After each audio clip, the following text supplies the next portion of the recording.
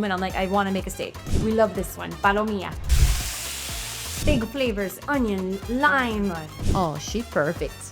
Yeah, you have to eat it. You have to just, I will eat it.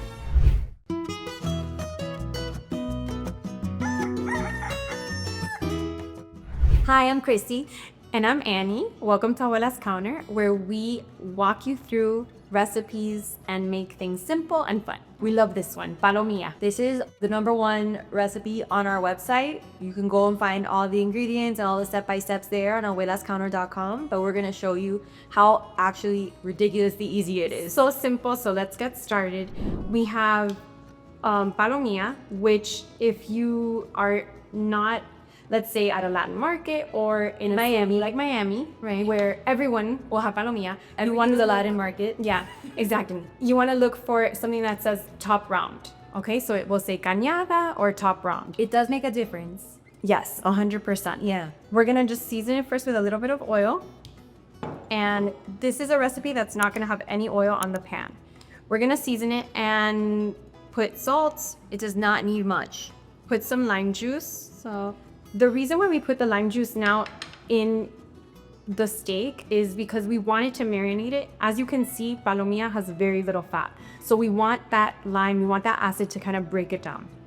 You don't always need it, but on something like this. I never do it on chicken because you know when they say, oh, why is the chicken rubbery? It's probably because it marinated a little too long. Think of ceviche, it really changes the texture of fish, right? So same thing, lime can change the texture of the chicken. Be careful what you marinate with lime.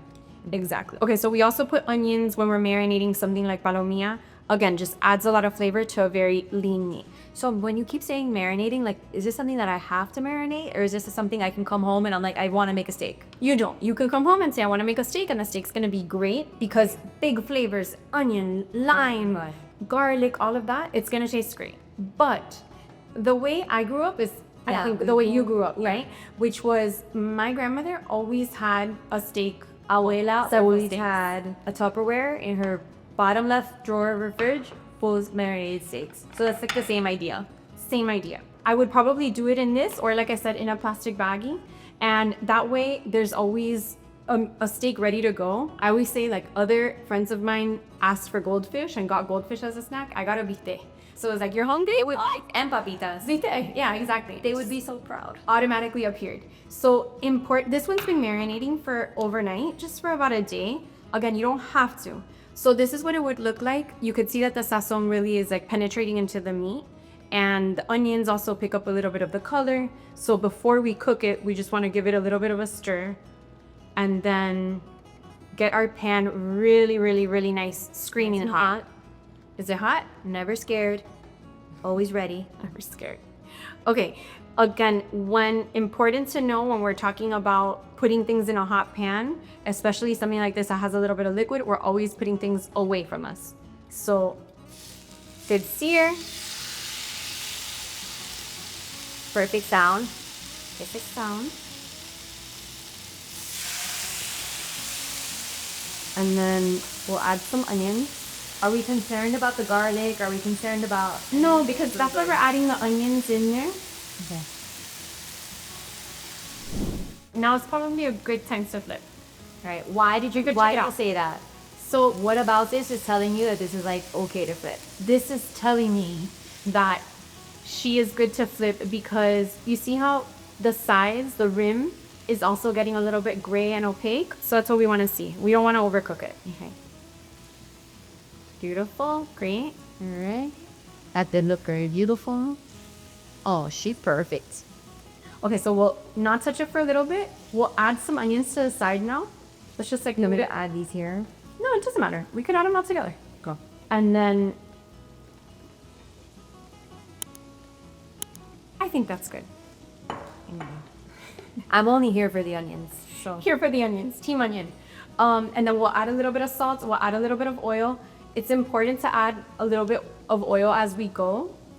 Not because it's gonna stick, because we're using a non-stick pan, but flavor. We want to get that flavor. We want to get things like really golden and a lot of layers. All right, so let's not do anything now for a bit, so it'll just get really hot. All right, things got a little smoky here. As you see, our onions are all cooking down. I personally like to throw a little bit of butter when I'm caramelizing my onions. And So it's like a extra. Sunday dinner. It's a little extra, it's a little dirty, but I love it. I think it makes them so buttery.